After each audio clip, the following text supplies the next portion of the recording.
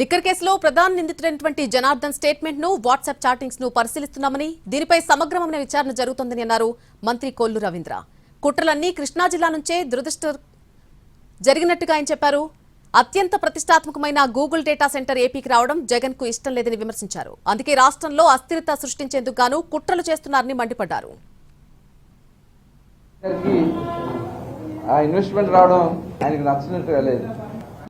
ఈ రాష్ట్రంలో ఇప్పటికి దగ్గర 10 లక్షల కోట్ల రూపాయల ఇన్వెస్ట్మెంట్ తీసుకొచ్చాం. ఇది ఒక అతిపెద్ద ఇన్వెస్ట్మెంట్. రేపు నవంబర్ 15వ తారీఖు కూడా ఇన్వెస్ట్మెంట్ మీట్ విశాఖపట్నంలో జరగబోతోంది. ఒక ఉద్దేశపూర్వకంగా రాష్ట్రంలో అస్థిరత తీసుకురావడానికి జరుగుతున్నటువంటి సంఘటనలు చూసాం.